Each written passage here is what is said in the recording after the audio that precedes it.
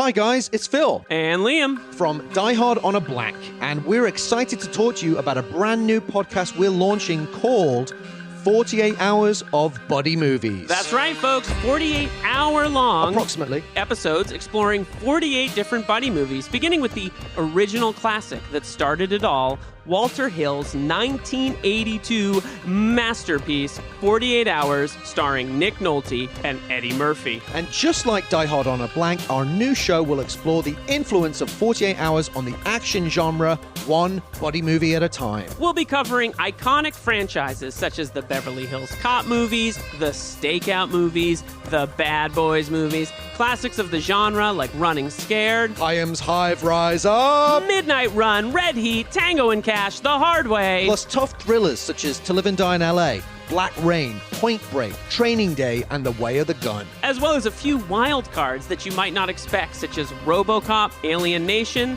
and, of course, Phil's favorite, Harley Davidson and the Marlboro Man. So, if you're a fan of two buddies talking buddy movies, Then 48 Hours of Buddy Movies is for you. visit patreon.com/48 hours of buddy movies to subscribe for the price of 1 cup of coffee a month. See you in the squad car. Or walking to the squad car, mildly irritated that we've been paired off. Wherever.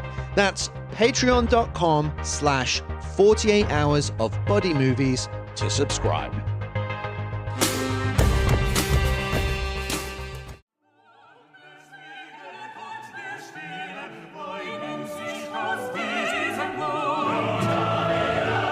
Welcome to Die Hard on a Blank, the podcast where we explore the influence of Die Hard on action cinema, one action movie at a time. I'm Philip Gawthorne, and with me as always is Liam Billingham, and today's film is The Last Castle. It's Die Hard in a military prison. Whoa, baby. And we have the perfect guest for this Returning film. champion. Returning Die Hard on a Blank All-Star. One of our favorite guys around. One of our One of the biggest kings. fans and one of our favorite people, one of our favorite guests. We love him so much. Welcome back to the show, Jason Bailey. Hello, boys. Thanks for having me back. Ooh, so we should say, let me hold it up. I don't know if this is going to end up being video, but whatever. Jason is the author of Gandolfini, Jim Toney, and the Life of a Legend, which, Jason, it's compliment corner right now. Yay! Corner. Corner. Oh, man, it's nice to have fans. I read about half this book. And threw it against the wall in disgust. And I was like, I can't believe. And then I was on a train from Boston to New York, and I read the second half of this book, basically like with a lump in my throat. Oh. And the reason that I had a lump in my throat was I think that this is one of the truly great books I've read about the actual challenge of what it means to be an actor. Wow. And I because I think a lot of books, they cover process, and some of them, like our pal Isaac Butler's book gets into the history of this and maybe the larger socio-political struggles that led to acting in America. But, there's so much bullshit about how, actors, they don't do anything. It's such an easy job. Well, you go to a set and you deliver some lines. And I found that, this is a great book about acting as an instrument and a part of someone's personality.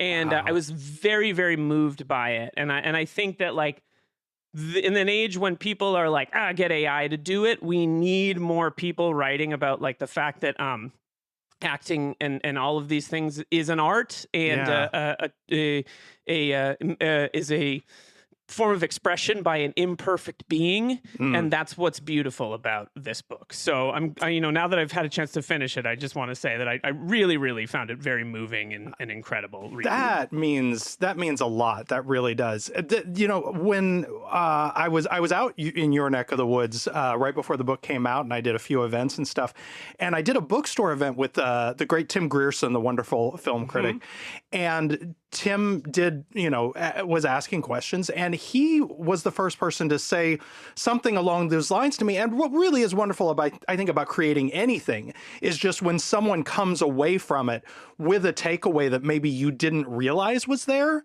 that just was sort of subconscious. And he too brought up the idea that, like, this is actually the first time you've really written a book that's about acting. And it wasn't something that I did consciously, that like I sat down in the proposal and said, this will be a book about, you know, what it is to be an actor in the 21st century, et cetera, et cetera. But I weirdly, like, I have an acting background. My undergraduate degree is in theater performance, not because, Me too. yeah, and not because I thought I was going to be an actor or even that I was particularly great at it. I was pretty good. I was a pretty good actor. But that was how I was able to get a college scholarship as like a broke, you know, Midwestern middle class kid.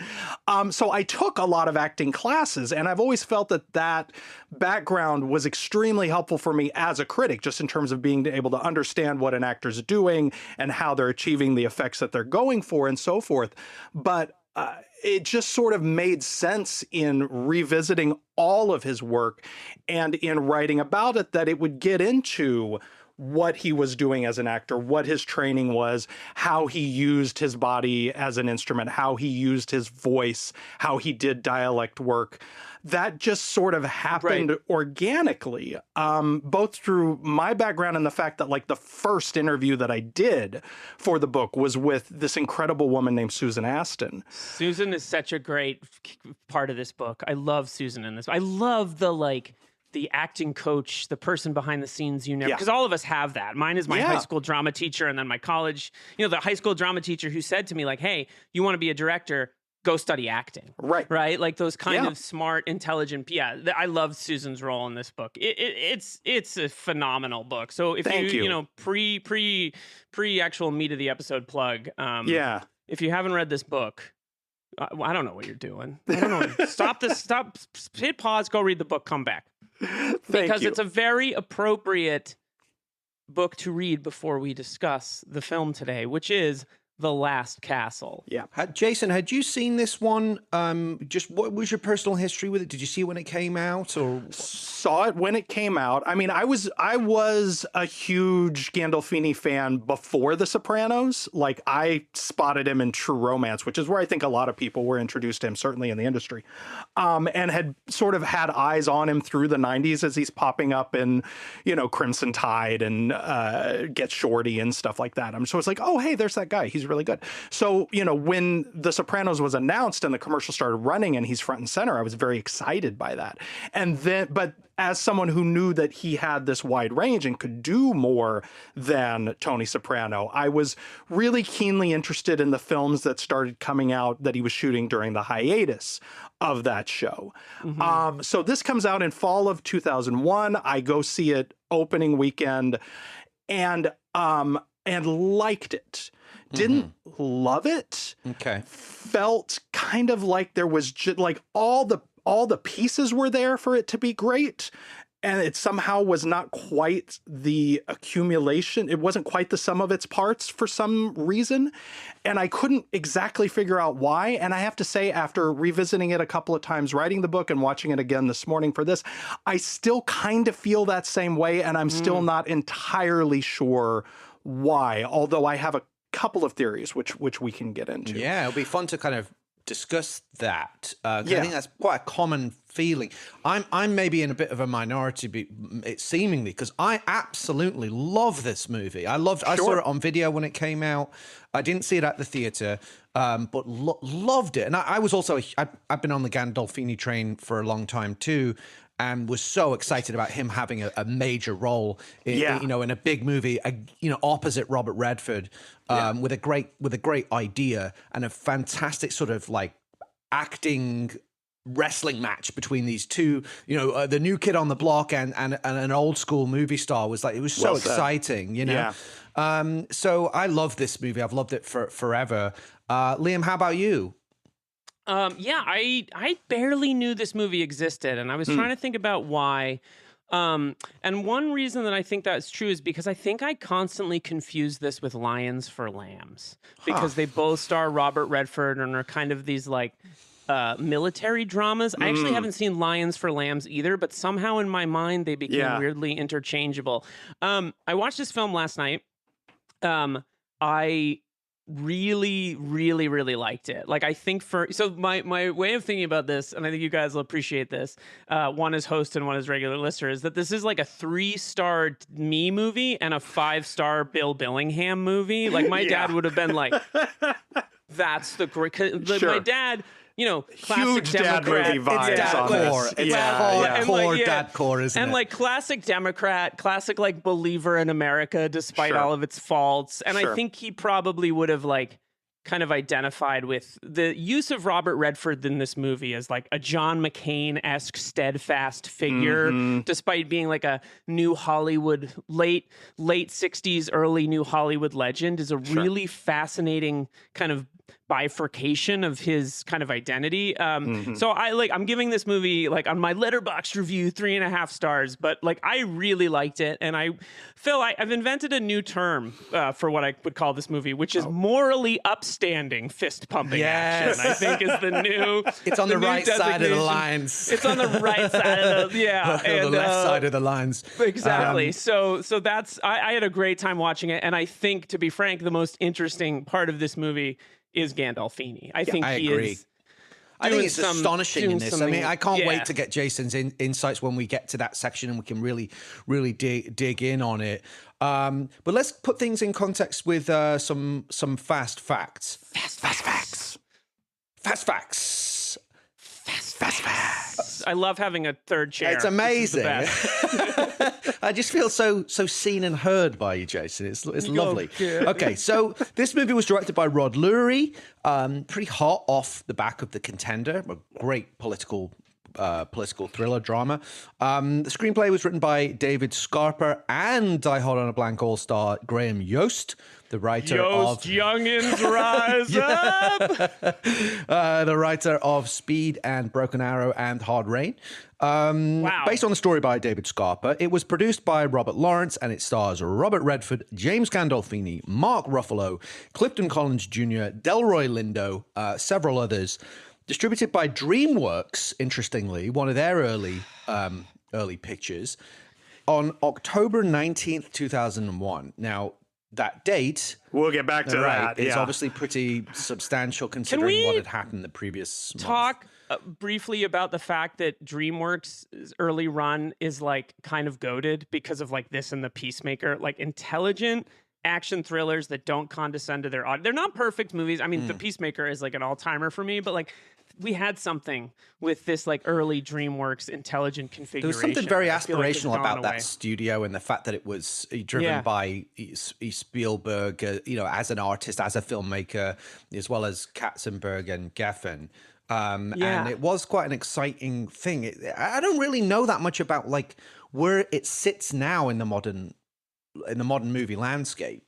I don't know either. Do they make I think they make video games now. I think they're still active, but are they not involved as prolific maybe. But this and like, a lot of these, it was just such a special, I don't think we knew what it was. Yeah, it was really exciting. Good. And the budget of this film was high. It was 72 million. And unfortunately, largely because of that release date, I think, and its box office was 27.6 million. But maybe we should just talk about that, get that elephant in the room out the way. Sure. This movie came out, basically less than a month after 9/11.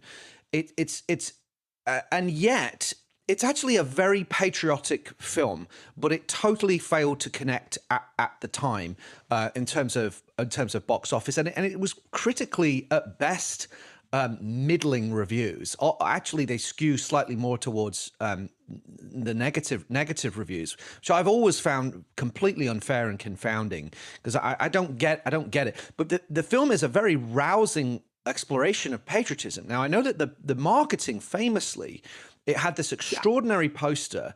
The original poster was the American flag upside down which is integral to the story of the film.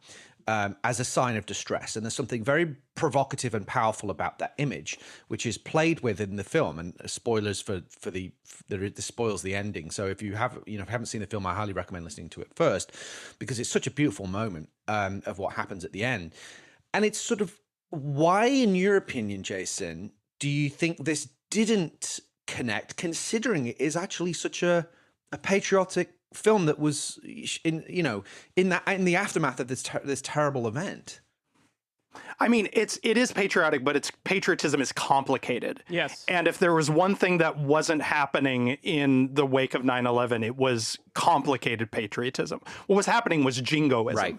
And the movies that got moved, actually, a lot of movies famously, and you can read all about this in Fun City Cinema, New York, and the movies that made it by Jason Bailey, I'll go get my books copy. are sold.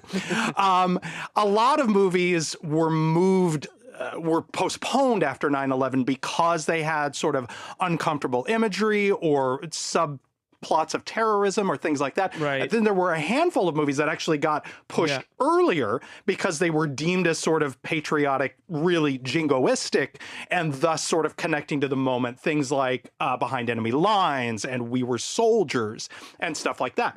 I was able, luckily, to twice interview Rod Lurie for the book. And he, by the way, is a delightful man, incredible storyteller, Nice. gave of his time and his memory, and has also really been supportive of the book, sent me a lovely email about how good it was, posted it on his Instagram. I have so much love for Rod Lurie, I can't even begin to tell you. This is a quote about this specific thing from the book. I pulled it up.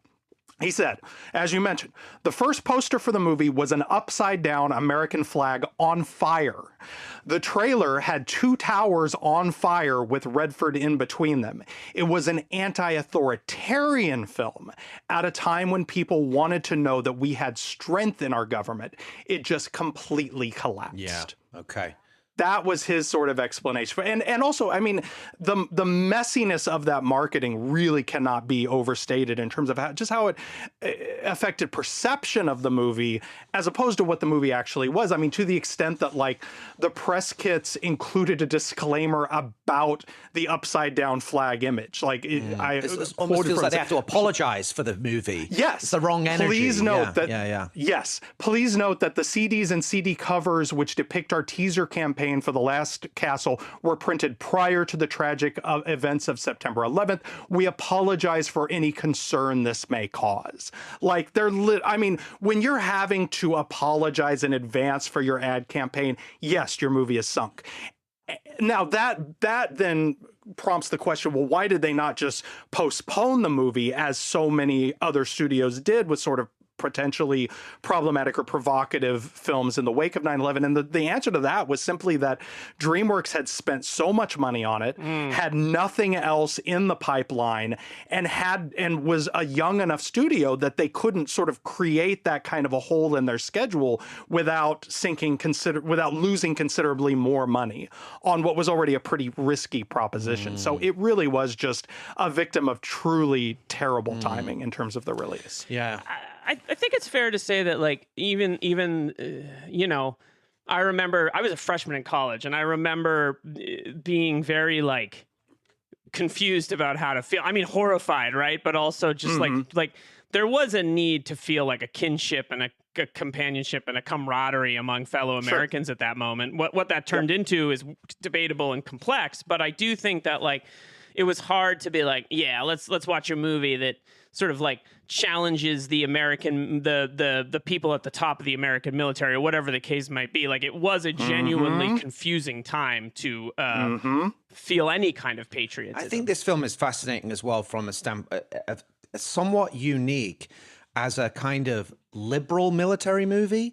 We just actually we recorded our episode on Black Hawk Down, even though that comes out in 2 weeks. We just recorded that yesterday, which brought up a lot of complex feelings. A movie I love, a movie that Liam is very was vehemently uncomfortable with. I would say I hate actually, but And I saw that one when it came out, and I don't think I've seen it since. At the time, I really liked it because it was in that moment that you're talking about. So it's an extraordinary movie. It's rare, though, I think, to have, and you've got this liberal icon of Robert Redford playing a general. So there's a sort of weird, not disconnect, but dissonance, perhaps, is a better word about that. But I think that makes this a really unique entry in these types of films. But let's talk about why we're discussing it on this show in a section that we like to call Die Hard DNA.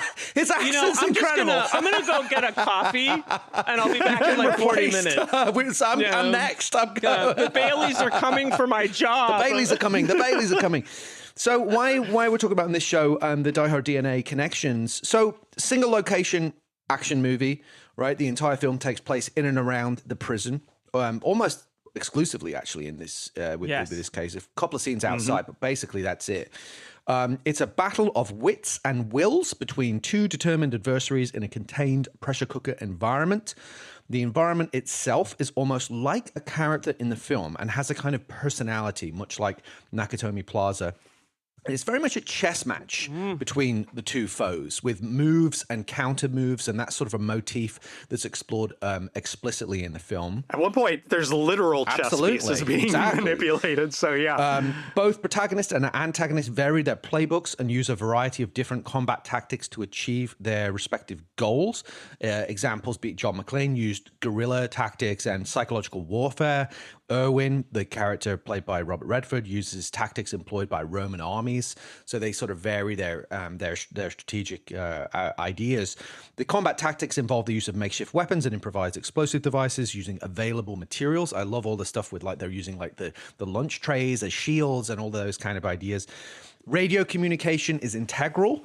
And there's a great moment, quite an iconic moment for this film, where the good guy taunts the bad guy over the radio at one point.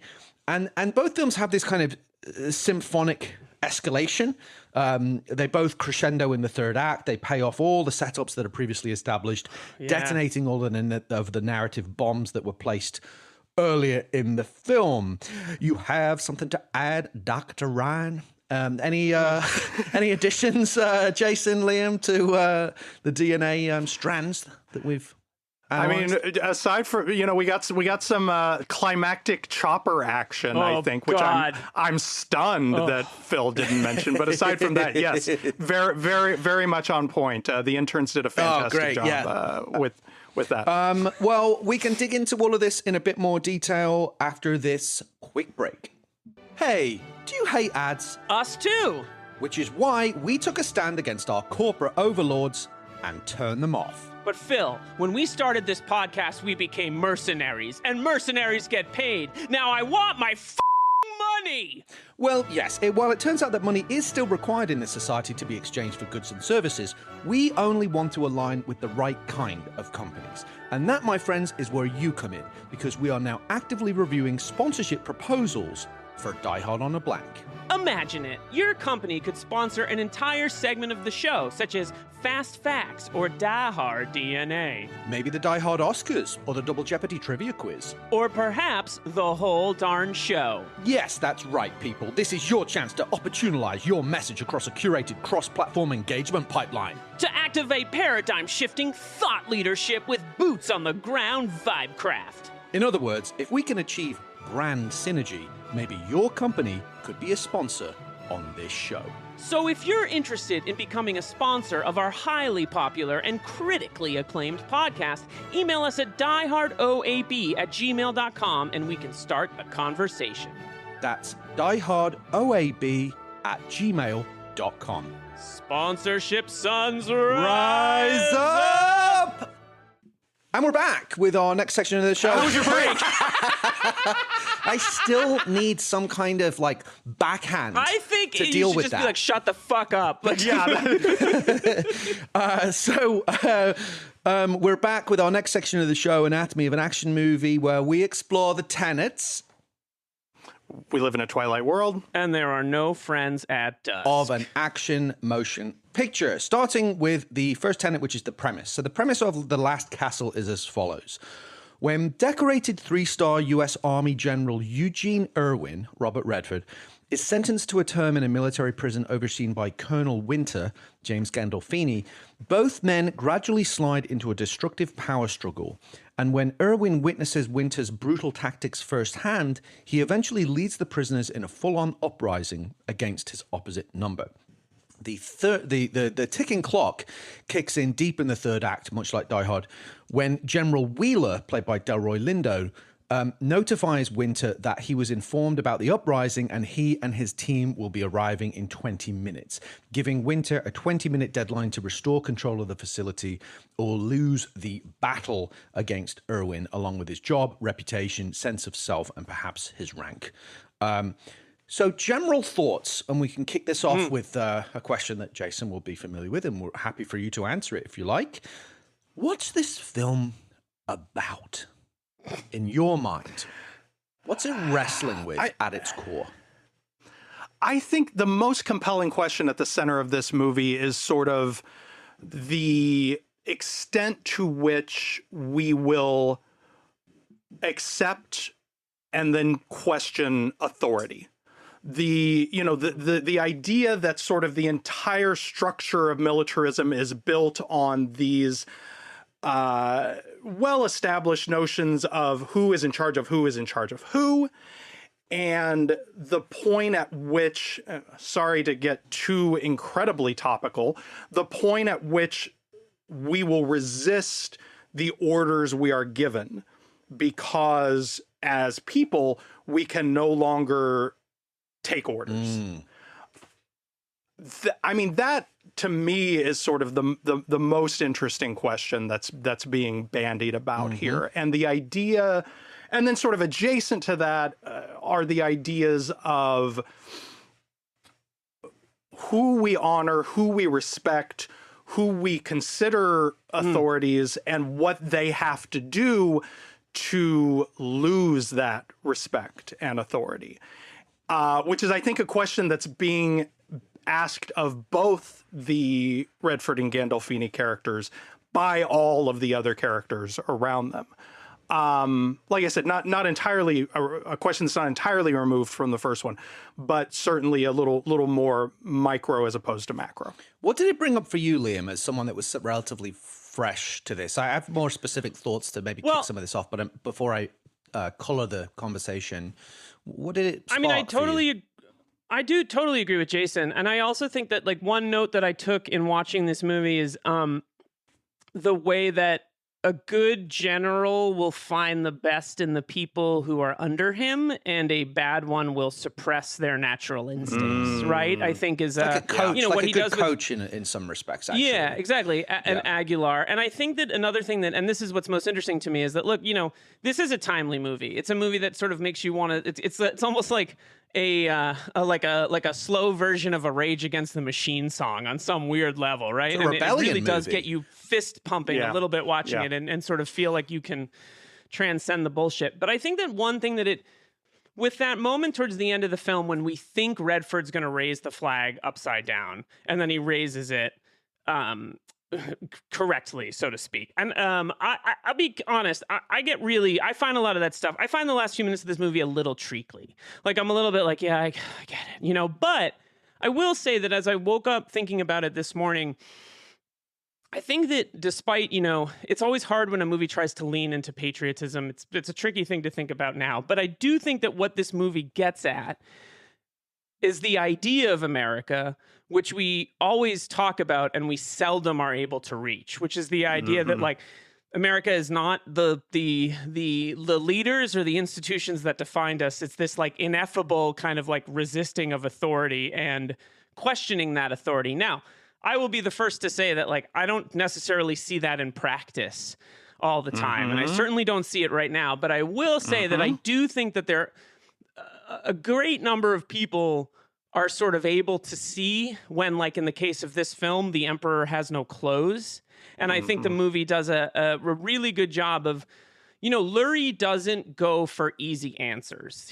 This film doesn't end with us being like, everything's great, right? Like it really is. It's both sad and powerful that Redford's character, General Irwin, has to die to get through really to Ruffalo's character. That, like, the logical end of this kind of commitment, it's a little bit like The Rock, actually, Phil, questions of patriotism. But, like, he makes this ultimate sacrifice when, like, he could have, gone and retired and spend time with his son, but he believes in this idea, and this idea is, like, not political. It's much more philosophical, right? It's about the idea of a country that doesn't bow to authoritarianism. Yes. And that authoritarianism can be as big as a president and as small as the like little dicked general who has the power, Yeah, over and a I small think that like fiefdom. that's yeah, I think that that's a really important idea, and I give the movie credit for getting a little. This is the last thing I'll say. I like to find the comp for like this is the blank of the Die Hard era. So this feels to me at times like a John Sturges film, like A Great Escape. It really, it really Harks back resonated to with that, me yeah. as like, which is a movie I'm obsessed with, and I, Sure. my father showed it to me, and I watched like every 2 months. And then there's a little bit of Frank Capra in this movie, right? There's like a little bit of this like America has an idea, not necessarily entirely in practice, but like something to aspire to. And like, I'm a huge cynic, but we need a little bit of that right now. And so I found this movie weirdly like uplifting and inspiring. And in its idea that like we live in a flawed, but we're flawed country, but there's still people fighting for the ideal. Yes. And those people aren't necessarily, decorated combat generals, but I think that that's important. The things that struck me about it as well that I also found resonant, as well as that the patriotism side you've already kind of covered well, but this honor, sacrifice, and your sense of self. I think that was really interesting, particularly with the Aguilar character and what Irwin says about him. And actually, it's bifurcated in the movie by Irwin saying what he identified about Winter is like, he sees the worst in you. And Winter specifically says that. Every time I get sentimental, I read their file and I see what they did. And Irwin's position is, and he espouses it beautifully with the Aguilar character. He says, well, you've done this one awful thing. But in my mind, you're like, well, what about everything else you did in your life? So you're 90, as far as I can see, you're 90% Marine, because these are all people really that touching. are lost souls that have everybody in that prison has almost completely lost their sense of self. They've lost their sense of pride. They've lost their honor. They've been stripped of it. These guys probably had a sense of pride in their being part of the military and in their rank and whatever. And all of that's been, all of that has been stripped away. So I find that aspect very interesting. We sort of talked about this, I think, on our Black Rain episode on the Patreon. On the Patreon was something I think about a lot. And the line from Wall Street where Martin Sheen says to Charlie Sheen, it's yourself you've got to be proud of, Huckleberry. This idea of it doesn't come an external person who has a sort of patriarchal magic unlocks that for these lost souls. But ultimately, your sense of respect needs to come from within. And so I think that stuff is very, very interesting. Why don't we move into talking about the hero of this film, Robert Redford as General Irwin? I have two questions for you guys. Well, the main one is this. Okay, Redford obviously is beyond reproach, right? Like, couldn't love the guy anymore. A well-known liberal intellectual cast as a tough military general. It's not to sort of say that it's a prerequisite that all generals or military to skew conservative, but I think that's broadly kind of understood, right? Right. He describes himself at one point as a yes sir, no sir military father. Is he miscast, or is this perfect casting? Oh, that's a great question, Phil. So there's a tension here in this character, because at least to me, he reads as a McCain-esque Republican. Like he spent some time as a prisoner in Hanoi. He refuses to leave without his men. And, McCain's a polarizing figure in some ways, but I do think at the time of this now, but when this film came out, it's like, it's fair to say that like liberal and this is just the beginning of our great schism, right? This is it's not like we were like on the same page, but like we used to argue about tax cuts. Now we argue about like the rights of people to exist, right? So I do think that it's fair to say that like a sort of like traditional liberal figure, like, and actually, no, because I think that Redford is like the great sort of like left-leaning movie star of the 60s and 70s, right? But I think he ages probably into a little bit of a middle ground as a figure in what he represents. But I think that this is the most Capra-esque thing about this movie, is that this is a figure whose sort of like beliefs are questioned, and they have been questioned, and he's wanted to die, but like he believes in men, and he believes in the other, and ultimately he believes again in this idea of America. And I think that like there's so much nuance to what Ruffalo is doing in this movie. There's so much nuance to what Gandolfini is doing in this movie. And then you have Clifton Collins, who's so fucking good in this movie. Kind of Always. playing like the simple idiot, so to speak. I'm not trying to be glib about that, but like there are a lot of archetypes in this movie, right? Yeah. And I think you need Redford to come on and immediately understand who he is. There's no room for this movie to, he has nuance and whatever, but very quickly you got to be like, that's the guy. I believe in that guy. Like I know who that guy is, and I understand it, and I he's the good guy, right? Because Gandolfini gets all the nuance of the bad. He's a much more interesting character, which is not a comment on Redford. I think Redford is wonderful. He's more of a symbol, in this isn't movie. he, than a character? Yeah, he's a figurehead. What do you very think, much. Jason? Is he miscast, or is he perfect for this? I don't think he's miscast. I run hot and cold on Redford, to be honest. And I think some of the sort of simplicity of the character is built into the writing, and is sort of that he is a bit of a figurehead and needs to be for the story to work as well as it does. I also think that late period Redford sometimes just kind of coasts on being hot, on charisma Riz, and Riz, yes, on and on sort of cultural baggage, like that he knows we inherently like him, find him attractive, find him interesting, so forth. And so I think sometimes you'll see him using that and subverting that and playing with that in interesting ways. And I think Sneakers is a good example of that. I think sometimes he sort of phones it in. I think Indecent Proposal is probably the most immediate example of that. I don't think he's phoning it in here, but I also don't think he's like breaking his back to find the complexities of this character. That is so interesting to me, because one of the standout scenes to me in this film is the scene with Robin Wright Penn early on in the film. And I think That's a good scene. Yeah, Robin Wright Penn is spoiler alert, is one of my picks for one of our awards later in this. She's going to come up. Don't worry. I think partially because Robin Wright Penn has this ability to be both she's such a great actress because you can see the conflict in everything she does. So she's like naturally she's a great surrogate for us understanding him as a character. Like we're drawn to him, and yet there's something about this guy. Like maybe he was a shitty dad, right? Or he was an absentee father, or whatever he probably was. Yeah, for sure. And he's like a career-minded kind of figure. And I think she does a good job of conveying the complexity that we're supposed to feel about this guy. That's fair. Maybe Redford never quite gets there with in his performance, but I still remain sort of like steadfast in the belief that like as a symbol, per your words, Phil, it is really effective, and it has like a cultural baggage and that he really possesses. Can I tell a very quick story? So I had an internship editing at a trailer editing house in New York City, and they would occasionally do other really interesting things. And one thing they did is they edited the Film Society of Lincoln Center tribute to Barbra Streisand. And so I got to watch all of the footage for that. And they did a long interview with Redford.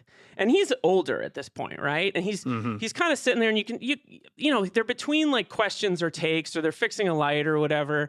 And he's just kind of chilled out. Like he's an older guy. He doesn't seem to have all the energy in the world. But two things are amazing. The first is every time they ask him a question, he lights up, and he's talking about Barbara. And he's so charismatic, and he's so charming. And then at one point, they're like, "Oh, we have to fix his microphone." And the person comes over and like fixes the microphone, and like he looks up at them and smiles and like taps their hand with his hand. He goes, "Hey, thanks." And the person fell in love with him. Like you could hear the person like, "Oh, thank you." Yeah, no problem. And I had a college professor who was gay who he hugged at Sundance, and she was like, "I was a straight woman when Robert Redford hugged me." You know, like he has a magic. that like thing. You know, He's just got it.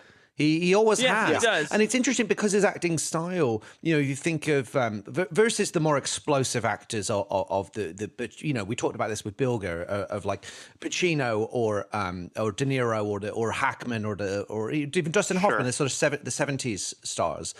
Redford just always is always almost seems like he's in third gear. I never can really think of him like shouting in a movie or like doing acting with a capitalized acting. He just is he's so relaxed on screen but that's its own unique gift. I call it sort of like the Spader effect. You can just be quiet and yet you have this extraordinary magnetism that draws people towards you. The one that, just pivoting to our next thing, I want to bridge the conversation as we move into the main event here, where we dig in on Gandolfini by just talking about this for a second. What I found from my research, and maybe this came up, I'd love to hear if you discussed this with Rod Lurie. Apparently, in prior to Redford signing on to the movie, the script was heading in a direction where actually Irwin was the bad guy. And it was much more Irwin became the bad guy, and Winter was much more complex and morally ambiguous, which funnily enough is how The Contender apparently started. The Contender was supposed to be originally a much more even-handed movie, and then they decided to really demonize the Gary Oldman character, which actually pissed Oldman off. And they made him pretty like at the time it was very much like a liberal, perceived as liberal propaganda, essentially what The Contender became. Yeah. So interestingly, there was a version of it that Winter who was always sympathetic to some extent, even though he is clearly the villain in the final iteration, that actually there's things in the Irwin character, like that bit where they say like, so this is what you do, you just sort of turn men into pawns, and he's like, yes. It's like, this is the job of a general. So there has to be some weird element of sociopathy is the wrong word, but some understanding that you can essentially, you are sacrificing men's lives to achieve some kind of objective, which is a sort of complex psychological state. So in some way, there's a version of it where Irwin is like putting these guys in a really bad situation because of a pissing contest.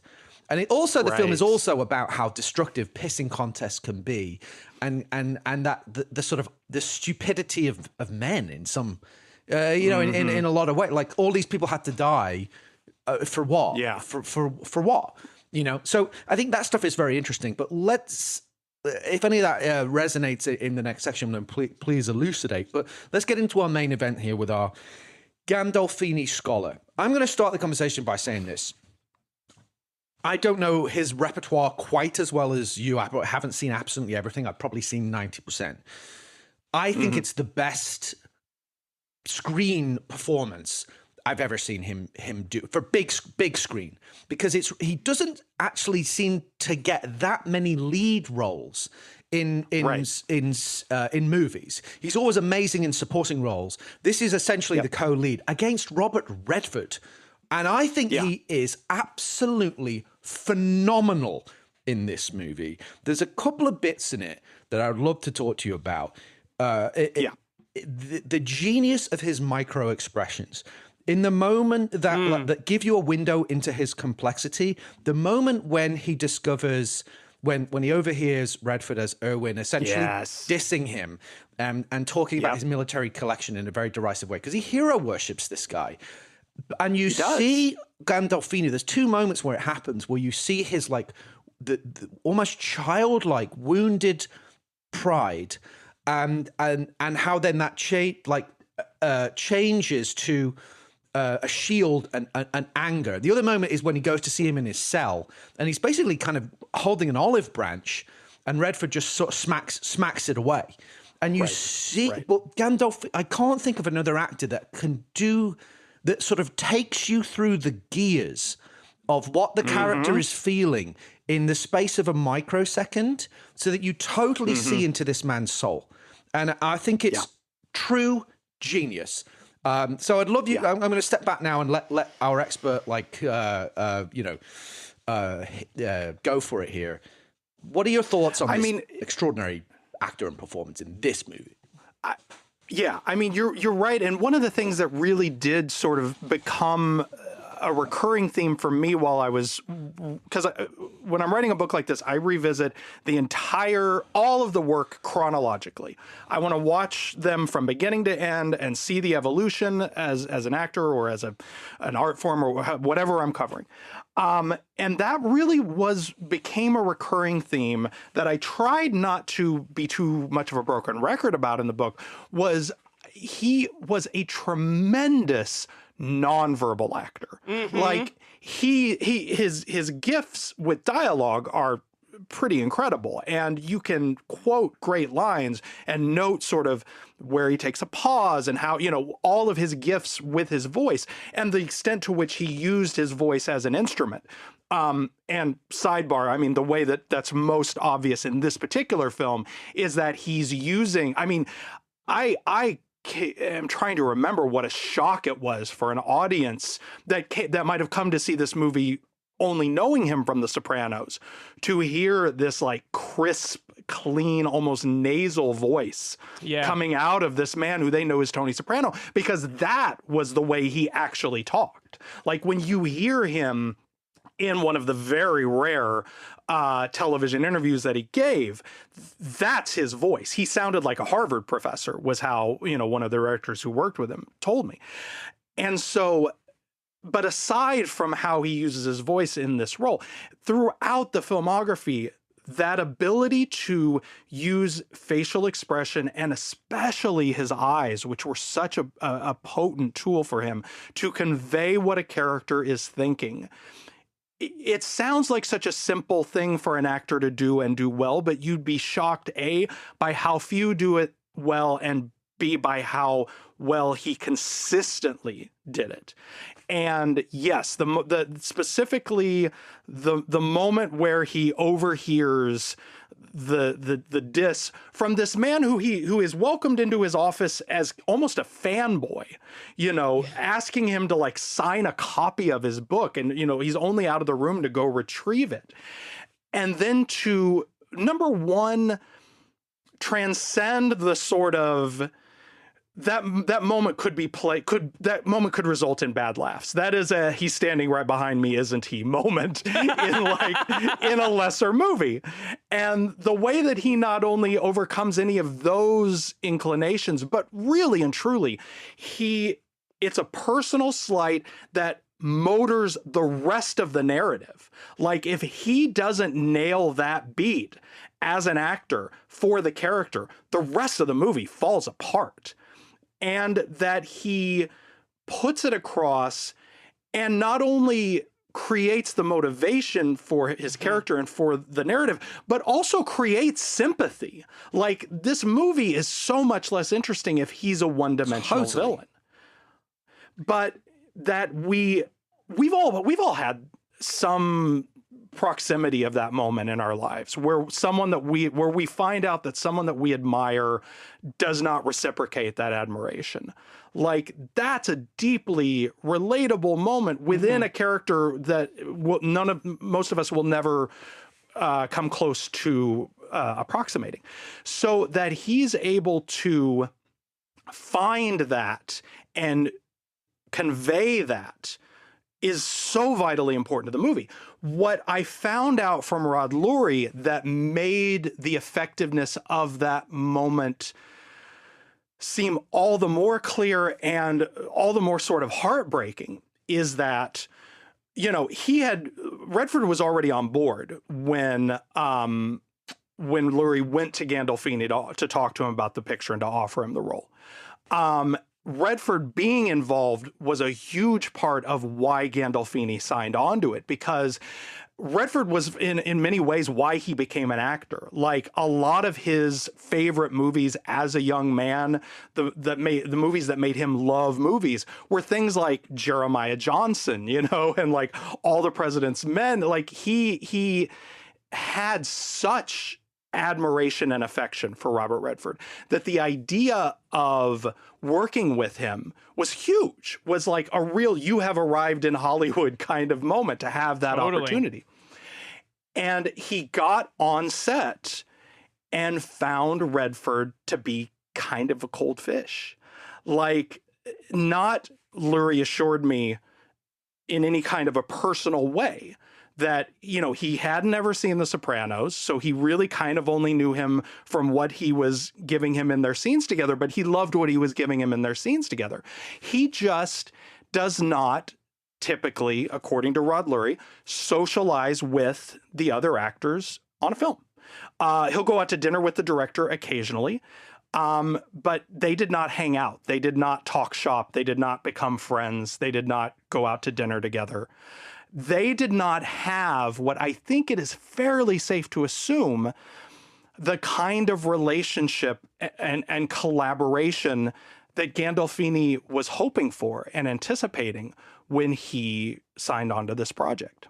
Wow. And I cannot help but feel that consciously or subconsciously, he used that sense of disappointment and rejection at the service of the character and of the narrative. Like, it feels like he was the kind of actor he was Meisner trained. He used sense memory. He would have used that, the hurt that he may have felt as a fellow actor, to motivate the character and convey what's happening in that relationship of their two characters. Fascinating. You know, this brings up a lot. One thing that it brings up, and this is documented in your book, and it's one of my favorite things about your book, is that, like, Gandolfini had, like, what I would say was, like, a pretty low self-esteem.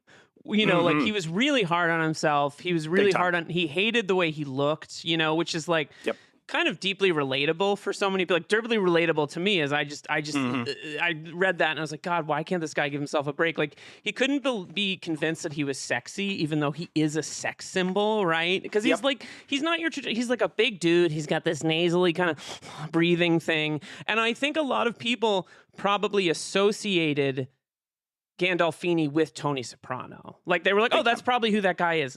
No, it's very clearly it wasn't. Like, I love how he describes himself as a 360-pound Woody Allen. Like, that's one of my favorite sort of details about him in the book.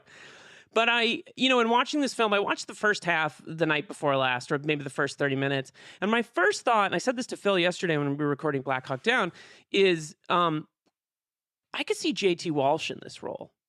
Oh, yeah. But after finishing the movie, I couldn't. Oh, because Walsh doesn't have this level of, like, frankly, he's not pathetic. And it's not that Gandolfini is pathetic. It's that I think Gandolfini has access to his deepest, most darkest kind of feelings, right? And he's so on a razor's edge of, like, giving over to being like, I'm a pathetic loser in these performances, and it's so powerful. And the second thing is, it's interesting that you reminded me that he was Meisner trained, because that was the training that I did in college. And, like, really at the end of the day, the whole point of that was, like, to get back to your own shit, right? Like, to be able to very quickly grasp onto, like, I remember my acting teacher in college being like, I had to play Bob Cratchit in The Christmas Carol, and I had an exit across stage, and I had about 10 seconds to go back around and enter again, and Tiny Tim is dead, and I have no time. And so the thing he would do is imagine his daughter dying, right? Like, in those 10 seconds just to get there. And I think, like, you can see that a little bit in,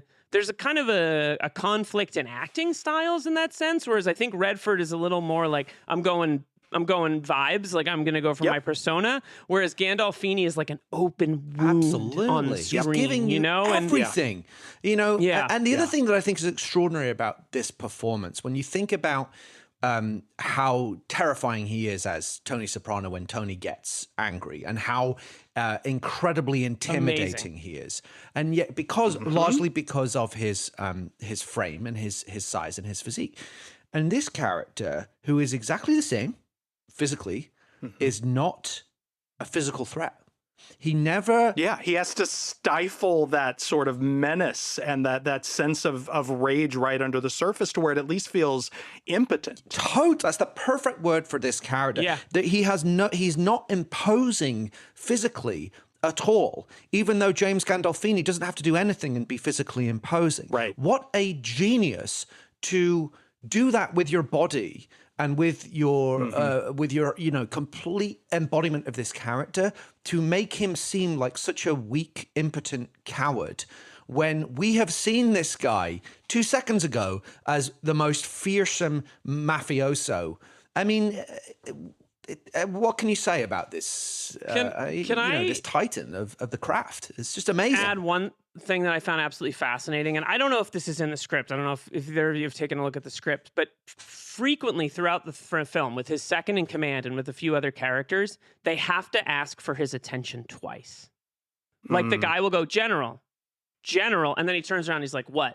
And it's like, at first I was like, oh, is he distracted? And I think there is the idea that this character is in his head a lot, but I also think it's Gandolfini being like, this is a very easy way to assert power by not responding the first time anyone says to anybody calls to me. It happens like 5 times throughout the film. It's the first, because it happens twice in the first 2 minutes of the movie. And you're like very clear that like, I doubt it was in the script. I think he made this choice to be like, I'm not going to respond the first time. I'm going to make these people come to me. And we all know this person in our life, whether on the news or in life, who like makes a castle and owns the space and like are pathetic and have power for inexplicable reasons and like are actually a house of cards. Like everyone has met this person in their life, right? And by the same token, maybe that's what makes him an archetype. By the same token, the archetype of a legend that you have contact with, that you've sought out, who's kind of like, I'm not that interested in you. Sorry. Like the fact that that's replicated both in life and in the film, I think actually Redford's doing him a huge favor by kind of like, he's giving him that. Maybe Redford understood intrinsically. It also could have been that he's in his like 70s and he's like, I'm not going to dinner. I'm doing my job. I'm going home. Right. But like, I think he that choice, which is like, quote unquote method, is really smart in the tension that it creates when they're on screen, because like he has to be unknowable to Gandolfini. He's an open book to his soldiers, right? He represents something, but he does kind of open himself up there. And one of the great things about this movie, its metaphor, is that like Gandolfini's looking down on him, being like, what's he he's so in Gandolfini's head. That's what's impressive. Well, the bit where he says to him, like, well, what's to stop me just putting you in the hole, and he's like, nothing, if that's how you want to win, and that's such a, because that shows you how trivial this is, right? It isn't about, actually, I could just put this guy in solitary confinement and drop the hammer on him and drop him down a hole and, throw away the hole. Right.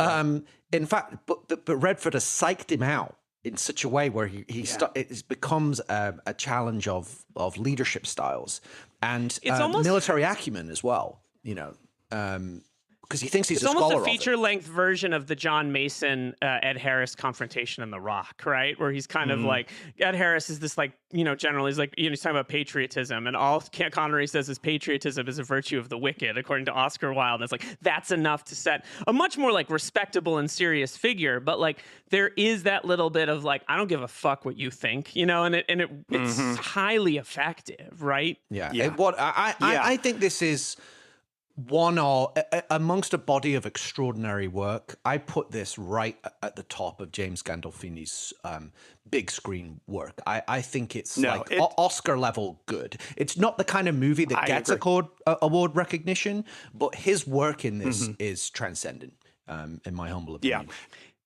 Two tiny things I just wanted to add. First of all, Liam, the JT Walsh thing would not have occurred to me, but you know what? That's him in Good Morning Vietnam. That's the JT Walsh performance in Good Morning Vietnam, which I love, and may have been the first movie where I was kind of aware of JT Walsh. The other thing that I think is worth noting and praising is, I think, the thing that you were talking about, Phil, in terms of having to sort of create that tension between his physical imposition and his weakness comparative to the Redford character. I think Lurie does a lot of favors in terms of how scenes are shot and blocked.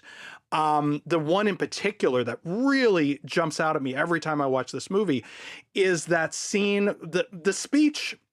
It's a good little speech. It's very, very much like Nicholson in A Few Good Men, but the some may question my methods, but they do work speech. I noticed really this time around the choice that Lurie makes to have Gandolfini seated at his desk, which is a position of power, but seated, and having Redford standing over him, which is inherently sort of a more physically imposing position. And so that when they get to the end of that speech and they have that incredible exchange where he gives him this this really well-written and pointed and pushy monologue that ends with, I don't need to justify myself to you, do I? And then Redford immediately replies, I don't know, do you? And just like folds him in a second and a half. I mean, it's a beautiful piece of acting right there by both of them. But the fact that he is placed and blocked into a power position in that moment, I think lands that moment a little harder. And I think that's actually very good camera blocking and direction. I think it's a really well directed movie, which brings us to our next section, the action section.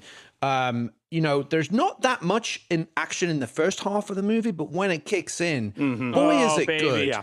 Yeah, you know? It is really. I was like so excited. I was like bloodthirsty watching this movie. I was like, let's go! Well, it cranks you up, doesn't it? It sort of winds you up and winds you up and winds you up. So when it finally explodes, it's tremendously satisfying. I think the finale is fantastic. Were there any favorite moments for you in terms of the action set pieces? You know, it's a tiny moment, but it lands like a haymaker when the rock comes through the window of Colonel Winter's office, and not just lands through the window and is so well aimed that they have to like leap out of the way, but then that it lands on the case of military so satisfying paraphernalia. Like it's not the least bit credible. There's no way that aim is that precise. But yes, from an audience perspective, it is a tremendously satisfying Chekhov's rock. Morally upstanding, fist-pumping action. Yes, exactly. Very much in so. that moment, very it's much so amazing. Oh, I love the firing of the IED, like made of the oxygen tank. I mean, how cool is that? Oh, that shit rocks. Right? That shit rocks, dude. And 100%. Oh, Phil, go ahead. No. It's okay. Go ahead, guys. My pick is 100% when Ruffalo takes out that fucking piece of shit Nazi stormtrooper asshole with the blade of the helicopter. Like, I mean, I was Philly. We were all Philly special in that moment when that happened. Like, it was incredible. I lost my mind. It was amazing. The first half of this movie, I wonder if there was like a little bit of, you know, I don't think a movie's popular based on the filmmaking, but like it's so patient.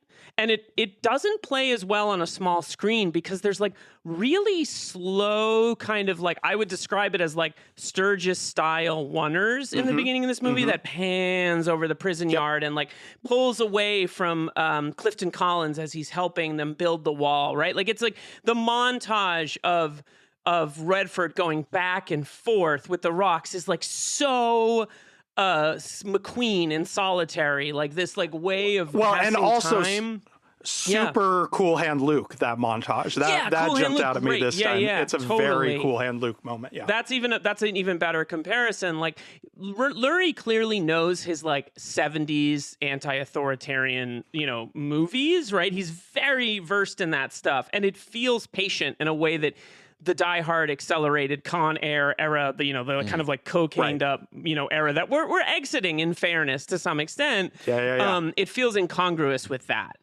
A thing that's really important to note in terms of Lurie's media literacy is that he is that rarest of creatures, a film critic turned filmmaker. So he knows his history. He's all of these sort of echoes are very conscious. But I think it's worth sort of singling out, yes, how well directed the action is, partly because this is his third feature and his first two are not action movies at all. They're extremely talky political dramas, The Contender, which we mentioned earlier, and then his first film, which is basically like a one location, I think, Oval Office movie called Deterrence. So there really was nothing in the filmography previous to this to indicate that this was a guy who's going to like put together this kind of rousing action work, and yet he does it, I think, really well. I used to read him in Empire magazine when he was a critic, and it's also worth noting that he went to West Point as well, so the kind of military stuff was in his blood, right? Like he kind of he had a feel for it. He understood it. One of the things I wanted to say about this movie is that it's a little like even more than Crimson Tide, where it's like we love our action movies that basically are plays, and until a certain point, this movie is essentially like an Arthur Miller play, right? Like or even an it could be done as a play. with a very different kind of obviously third act, right? But like, I do love the chamber drama nature. I mean, it basically takes place in Gandolfini's office and in the floor of the prison yard, right? Like, it's also a good prison movie, and I love a good prison movie, so. And Crimson Tide is a great comp, because it's about it's about two different styles of leadership. No Van Clausewitz references in this one, unfortunately. Van Clausewitz! When you said prison movies, though, that reminded me, that's the other sort of, I think, shadow that's looming over this thing is Brubaker. Yeah, totally. The great Redford prison movie of I want to say 80, 81, somewhere around there. Yeah. It's got some of that in there, Lurie is definitely like referencing. I love film critics. I mean, film critics turn filmmakers. Like, the Kaher du Cinema guys. Like, I just love this. I love this stuff. So, he's great. And I actually have to say, this is the only Rod Lurie movie I've ever seen.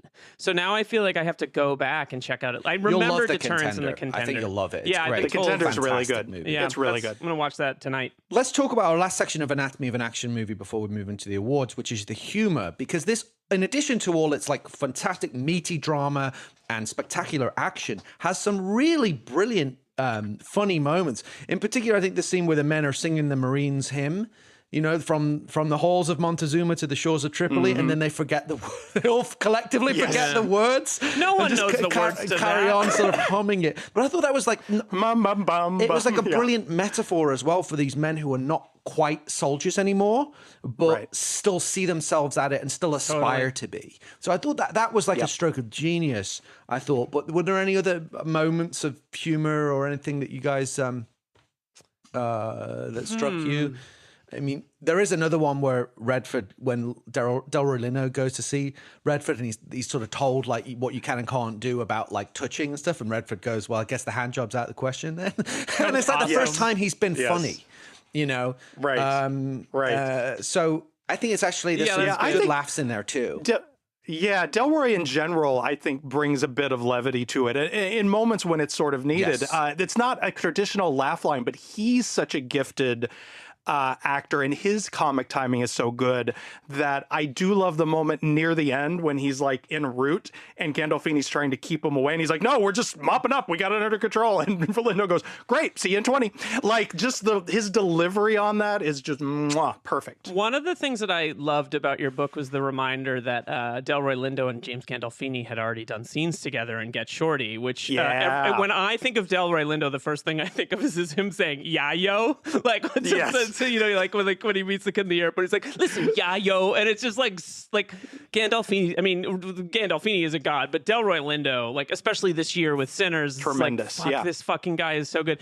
I want to say that I don't think this is necessarily funny, but I really think the sensitivity, in a way, it's funny. The sensitivity and care that he brings to the Clifton Collins character, like who's like, there's humor around like him saluting and Redford being like, "Don't do that," and the way they handle that, like it provides levity, but it's never at the expense of the Clifton Collins character, which feels like, these movies need that guy, right? Like, again, it's the archetype, right? Like you have Redford as the sort of the symbol of honor, Gandolfini as that curdled sort of leader, Collins as like the impressionable guy who like needs to be vindicated, who needs this, and then Ruffalo, who we haven't talked about much, as the kind of like wayward but non-believer, guy. Isn't he, as well? The non-believer who comes around and morally flexible, ultimately righteous. And that's a really important archetype. Yeah, Phil, I assume he's going to come up because I have one thing I want to say about him. So but we'll save it for then. But we can save it for that. Yeah, I think that the human comedy of this, so to speak, to be a little pretentious, is right on in the way that it's able to embroider the humor without the tone ever feeling inconsistent, which is quite skillful. I really do think it's a brilliantly directed movie. I really like this movie the more we talk about it. Yeah. Let's take off our fatigues and put on our tuxedos as we head to the Die Hard. I'm putting on my orange Oscars. Solitary vest. Let's get the Oscars in play here with the John McClane Yippee Award for Best Line. I've picked 4. But please feel free to add. You know the deal. Okay. So I've got that scene that you were talking about where Gandolfini kind of throws it back in Redford's face a little bit, and it culminates with him. One of the lines he says was, No soldier has ever died needlessly under my command, Mr. Irwin. Mr. Irwin as well. He repeatedly calls him. Yeah. He doesn't call him general. He calls him prisoner at the end of it, the movie. Right. So Yeah, I thought that was like great speech. Because, of course, we haven't talked about the fact that Irwin's backstory is that he disobeyed an executive order to go and basically go rogue in the Balkans, I think. Is go after like a Gaddafi or and a it went Milosevic horribly wrong. figure. And he was told specifically not to do that. So, kind of interesting. He's not a saint, This might be the thing that's missing is the kind of like, this guy does ignore orders and like he's kind of a, like maybe it doesn't lean into the kind of, like that is questionable. That's why the casting right? of Redford is complicated, because Robert Redford is Robert Redford. It's harder for, he's so iconic that it's harder for him to disappear into a character than he just almost overwhelms it with his own persona, I think, because he is 100%. such a symbol. Yeah, and I think like, there's no room in one of the things that the movie does well is it kind of like obfuscates exactly what he did, right? Like we don't know exactly what he did, but that combined with the fact that like Robin Wright Penn seems like slightly resistant to have him in her life, like does do a good job of making us. And there's that really powerful moment, and this is a digression, when he gets the second photo of his grandson and you can see him being like, should I just put up and shut up, right? Like that's a good moment in the movie, right? But he can't. Like, he kind of can't help himself. Yeah. There's also an element to say that maybe on some level, I mean, this is kind of dark, but he's maybe on some kind of fatalistic death wish. I think that's there too. I really do think that might be going on for him. The other line that this was also a tagline that I thought was great was "No castle can have two kings," which I think is a pretty great line and idea. Yeah. And then this line, more for Ruffalo's like just amazing delivery, where they're talking about the flag and he goes, "I took it, you murdering fuck." You're like, there he is. There he is. Yeah. I want to talk about Ruffalo's arc in that, but I love that. I mean, he's going to come up. He's going to come up. Fucking he's going to come up in the next category. The last one I had was just, I mean, it is a little cheesy action movie exchange, but it's also like fist pumping stuff where Redford goes, "Colonel, I'm taking command of this prison," and then Gandolfini goes, "Like hell you are," and you're like, ruled. Yes, it's in the trailer. Well, what's great is also that's very McLean Gruber, when taunting over the radio. When Redford said that in my head, I was like, Gandolfini's going to say, "Like hell you are," like it's coming, right? It just works, isn't it? Great, morally upstanding, fist pumping action, baby. Do you guys have a pick or an addition from those, Jason? I would add, my pick is, "I took it, you murdering fuck." Like that is like a stand up and cheer kind of line. But the other two that I really do like is the one I mentioned earlier, "I don't need to justify myself to you, do I? I don't know, do you?" That's a great turn there. And I also really like, "Now give me my flag, it's not your flag." Like it's a little bit trickly patriot, military America symbolism, which I think ultimately is kind of my issue with the screenplay is I think it leans so heavily into the symbolic power of so many aspects of this thing that it sort of kind of occasionally buckles under its own weight. But I do think that's like a really good movie. "It's not your flag," like that's a simple, sharp, to the point line. That said, "I took it, you murdering fuck," obviously. Liam, what's your... I'm going to go with, "I'm taking command of this prison like hell you are." And I think Gandolfini's delivery of that line is unexpectedly subversive, right? Like it's kind of... He's such he's withering so little back-footed, shit, isn't he? In the whole film. So I love it that the character is just overcompensating constantly. Totally. And it's a brilliant 100%. exploration of like a fragile masculinity. It's extraordinary against work, the most masculine, handsome masculinity imaginable. Yes. Totally. Yes. Now, the Hans Gruber Exceptional Thief Award for stealing the film, actually a pretty tough category, but this is going to give you a chance to talk about certain gentlemen, because the number one out the gate here is Mark Ruffalo as Yates. But we've also got many other great performances competing for this award. Delroy Lindo as General Wheeler, Robin Wright as Rosalie Irwin, because I guess she's Robin Wright she was Robin Wright Penn at the time, but now now Robin she's Wright, right?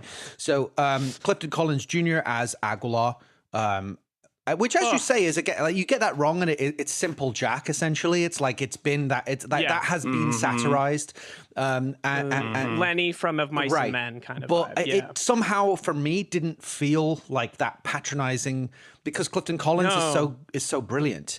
So he's just very genuine. yes, yeah, Always. yeah, he's wonderful. What, Jason, would you like to go first with your pick, or again, you can add someone if you wish, or? I'd like to add, he's not my pick, but I do want to take just a hair of a second to acknowledge Paul Calderon, who I think is an immensely underrated, unsung, terrific character actor, Love him. especially in this era.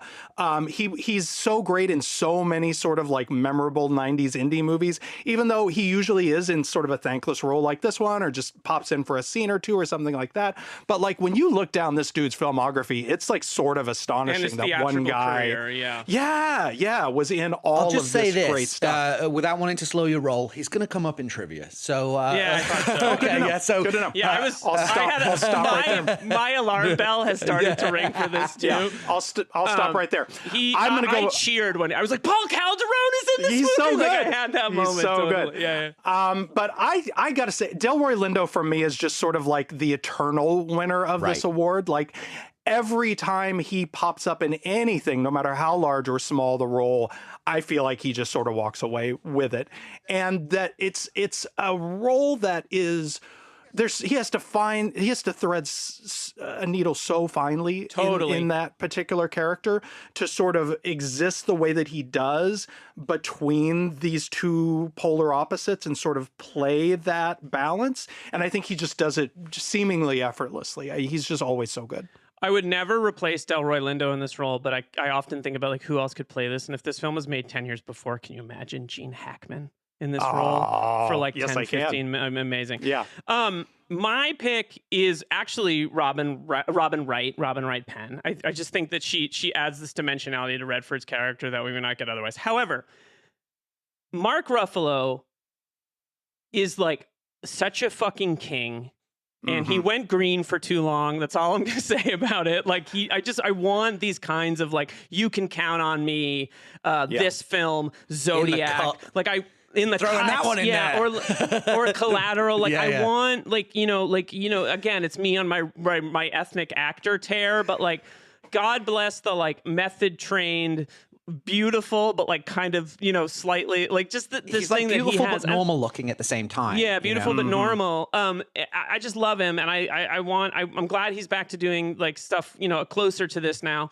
But I will say that one of the notes I took is that there's a missed opportunity with Ruffalo, in that I felt as though us not being. I wanted him to kind of be the Judas for a little bit longer in the film. And I have to say that, like, we don't see the scene where Redford converts him, right? We see it's hinted at, right? But we don't see it. And so I was kind of like disappointed with that until he climbs the fucking chain on the helicopter and takes command of the helicopter. And I was like, okay, this ultimately satisfies what I was looking for, because he makes the choice to trust Redford, and then he basically almost gives his life for this, right? And I actually thought he was dead. When that helicopter went down, I was like, how does anyone survive, let alone like make a wisecrack? But again, it's an action movie. But I just think that like, one of the things that's so wonderful is Ruffalo's arc from like non-believer, as you said, Phil, to like ready to die for this, like ultimate believer. And like, he's just such an extraordinary actor. And like, I love him.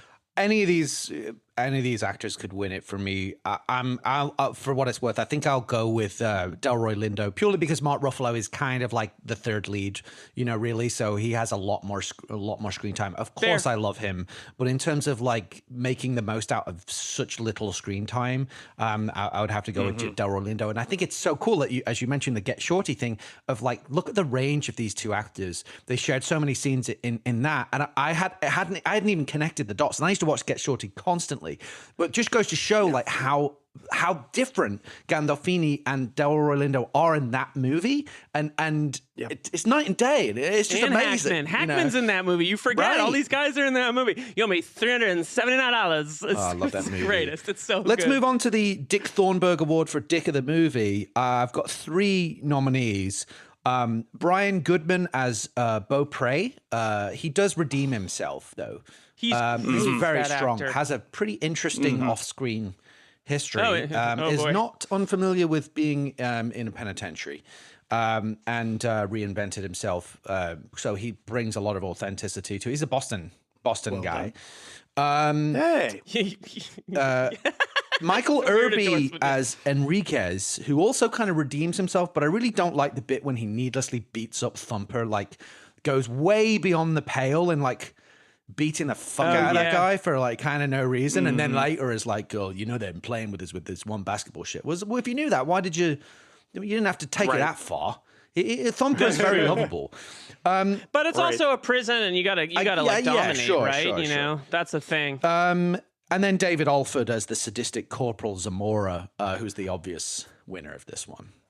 Dude, if I saw that guy on the street, I'd yell at him. Right? Like He's horrible, he's just so horrible, you know? Very good. Yeah. He's very good. Irredeemable, unlike the others. So yeah, that's we my all pick agree too. on that one. And when he goes, maybe there's a award for this. I'll wait and see what happens. It is cool what Brian Goodman does in the like that. The art with Aguilar is really good, and how he's like horrible to him at first, and then he's quite soulful. He's in Southie, a classic Boston 90s movie. Anyway, sorry, go ahead. Yeah. Our final award, and I don't know if we want to allow our guest here to do the intro. Oh, we do. Yeah, please. It's the best death presented by Marco. No more table. If you next time you have an opportunity to kill someone, don't hesitate. Amazing. I gotta say, it took me about 2 seconds, and then when I got there, that was amazing. Presented by Colonel Winter. I've never tried to do that. I've never tried to do that voice before. Here's one for you guys. In which henchman is Gandolfini in Die Hard? Let's cast Gandolfini in Die Hard. Who is he? Or does it have to be Die a Hard henchman? 3? No. What part could you see Gandolfini in Die Hard? Oh, interesting question. I have a really interesting pick. Ellis. Ah. Yeah. Just like especially a complete, give him the big glasses or something, and the beard. nasally and the voice. beard. And just imagine him being like, show him the watch. No. The role that I could actually see him playing most easily would be, and sort of similar to this one, would be the John Amos character in Die Hard 2. Oh yeah, great shout. That'd be a good one. Good. Yeah, I could totally see that too, man. Yeah. Or the William Sadler character, actually, in Die Hard 2. I think he could be really interesting. Yeah, he probably would have requested a different entrance. Yes, exactly. And then I could see him as any member. He could be in the Graham Greene role in Die Hard of the Vengeance as well. Like, I don't know, that's the movie he should be in, because that's the sort of the, like, that again, my pitch for a TV show about McLean's Precinct is going unheard by Hollywood. What the hell, man? You'll exploit every IP except this. What the fuck? So we've got 3 nominees for this category. Aguilar's sort of Tiananmen Square style last stand against the bulldozer is pretty powerful. Zamora being taken out by Yates when he spins the helicopter into the tower, and Irwin being shot in the back by Winter while attempting to raise the flag. Jason, what do you got? I mean, only one of those is a feel good, so I'm going to go with that one. I'm going to go with the Philly special death, if we can call it that. Zamora being taken out by it's so creative as well, and it's incredibly satisfying. And you're waiting for it. As he like jerks the controls to like slam this. It's awesome bit. Well, and it's kind of like the second in command taking on the second in command, right? Like it has that little bit of like Riggs taking out Mr. Joshua type stuff. Exactly. All right. Yeah. Well, we will take one final real break and then end things with the Double Jeopardy trivia quiz, where the scores can really change. We'll be right back. Hey, do you hate ads? Us too. Which is why we took a stand against our corporate overlords and turned them off. But Phil, when we started this podcast, we became mercenaries, and mercenaries get paid. Now I want my money! Well, yes, while it turns out that money is still required in this society to be exchanged for goods and services, we only want to align with the right kind of companies. And that, my friends, is where you come in, because we are now actively reviewing sponsorship proposals for Die Hard on a Blank.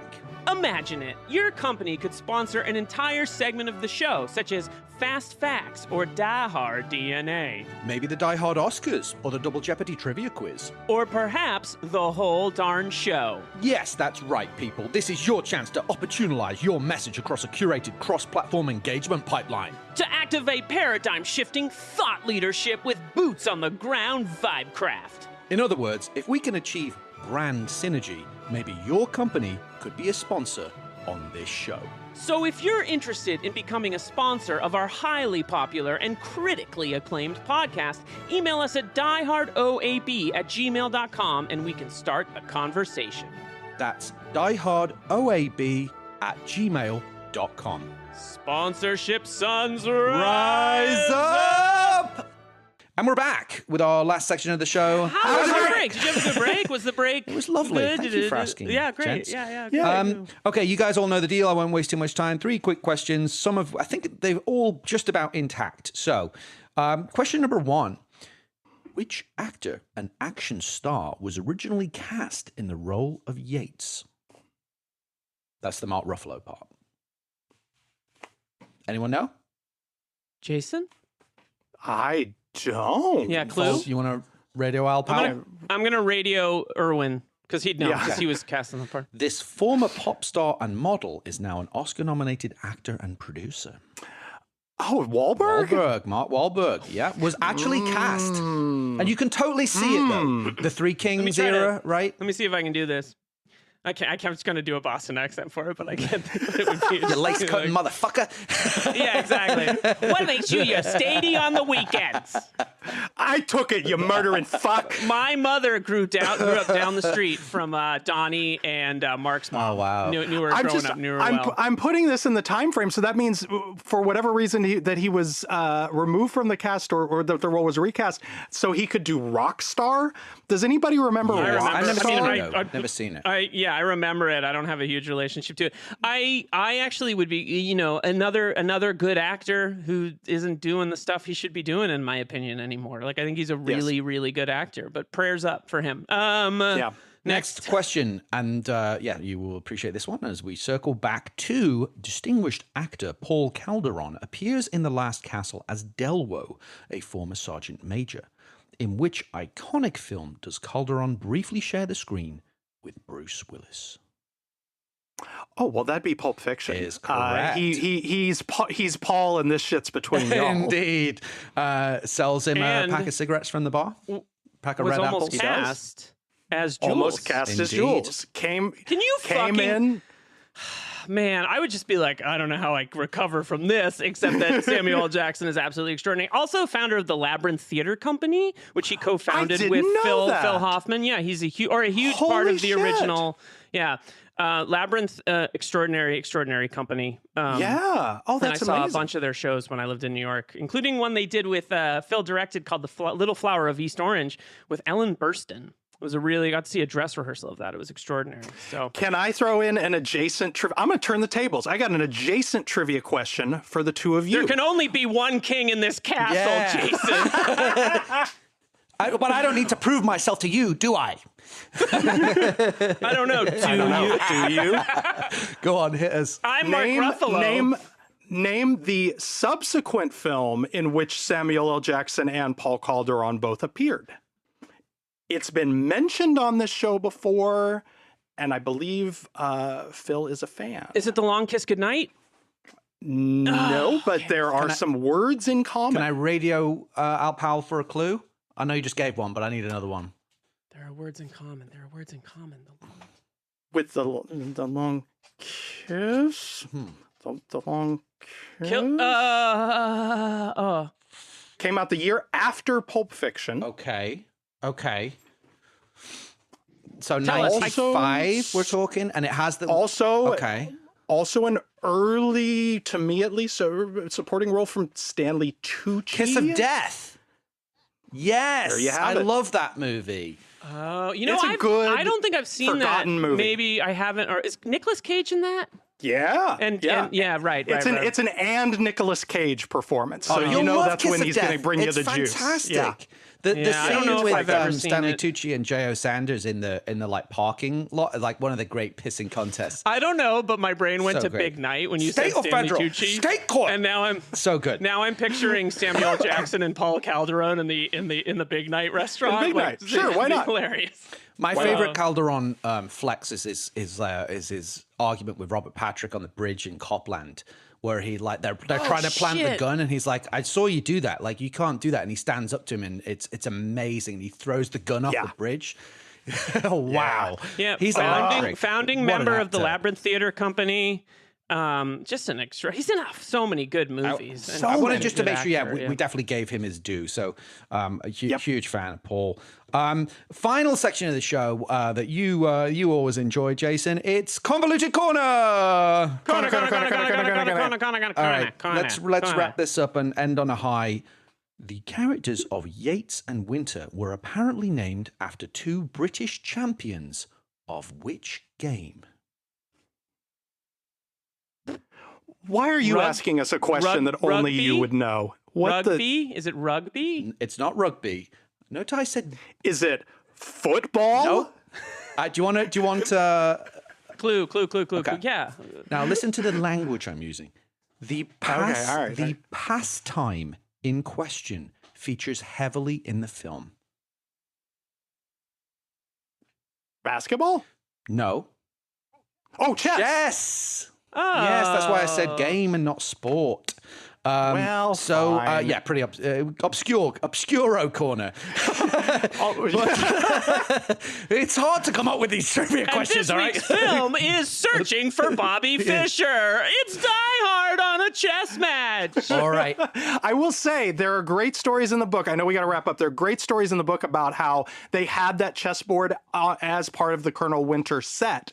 And Gandolfini had never really played chess and took up chess as a way to pass the time on the set between setups and stuff like that. Started out as really amateurish, and basically over the course of the production of the movie became a chess master. Wow, sounds about right. Lurie refused to play against him at a certain point. He did. Right? He did. Yeah. So he played him at first to humor him, and then he got beat, and he's like, "I'm not playing chess." I'm a with you really anymore. bad loser at chess. I'm like smack the chess pieces off if the move goes bad and I realize I'm trapped. For some reason, I'm a really bad loser at that and Scrabble.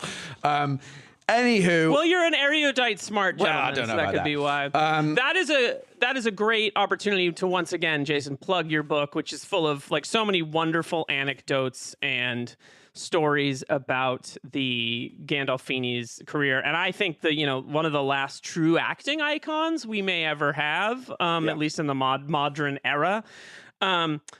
Is it still available on our wonderful guest Matt Zoller's sites, mzspress.com?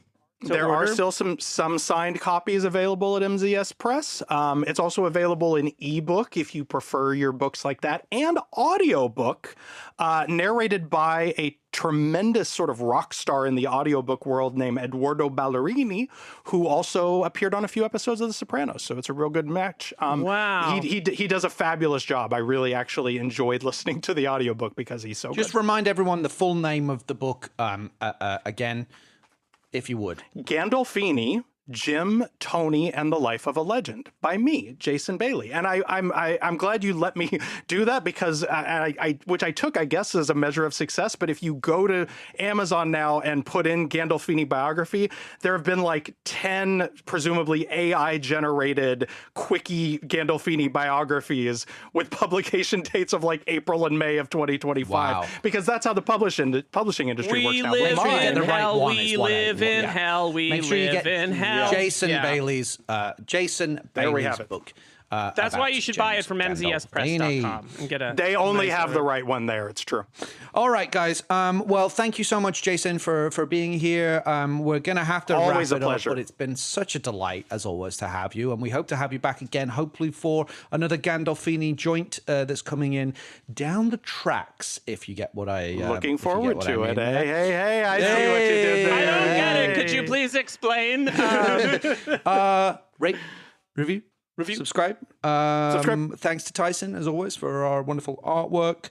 Yeah, seriously. Hey, I'm a listener of the Patreon. I love 48 Hours of Buddy Movies. I want to appeal to other listeners of this show that if you haven't taken that leap yet, fucking do it. Because I'll own it. I texted Liam a week or two ago and said that I really believe this in all seriousness, that the Midnight Run episode of 48 Hours of Buddy Movies is the best thing you guys have done. Oh, wow. Thanks, Jason. I was in places like moved to tears. You guys so tune in to exactly what's so perfect and beautiful about that movie. It's a great episode. That whole series is good. Do the fucking thing, you guys. Yeah, do the thing. Thank you so much. We did get Jason. a new subscriber today, so people are subscribing. And Jason and I have like a nice every 2 weeks text each other about something we like that the other person did. It's a nice relationship that I recommend more people try to cultivate in their lives. Absolutely. The friend who you just compliment every couple of weeks on whatever thing they just did. Best. So that is www.patreon.com/48 hours of buddy movies. The number's 48. And for $5 endorsed by a month, Jason Bailey, you get 2 new movies a month, 2 new episodes a month, and full access to the library as it grows. For an additional couple of bucks, for $7, you even get a shout out on the show. And we recommend you use your web browser for now, even though it is changing. Save couple yourself bucks. some bucks and don't give it to the corporate overlords, who we are currently rebelling against. Right. Next time on that show, Black Rain. Followed by, on this show, Black Hawk Down. All together, guys. Wow. Ridley Riders Rise Up! All right. It's when you like black, sort of like Ridley movies that have black in the name, I guess is the way to think about it. Who wouldn't? Thank you so much, Jason. Thank you so much to all you guys for listening. I'm gonna get out of here and ride off with my wet mullet into the sunset. A la Michael Douglas in Black Rain. Thank you so much. We'll be back next time with the Philliest of Philly specials. Just a number of helicopters crashing. We'll be back next time with helicopter porn. Die Hard on a Blank is a podcast from Philip Gothorn and Liam Billingham. Tyson Hubley makes our art. You can hear exclusive episodes of our Patreon show at patreon.com/48 hours of buddy movies. Rate, review, subscribe, and tell your action movie loving friends about the show. See you next time on Die Hard on a Blank.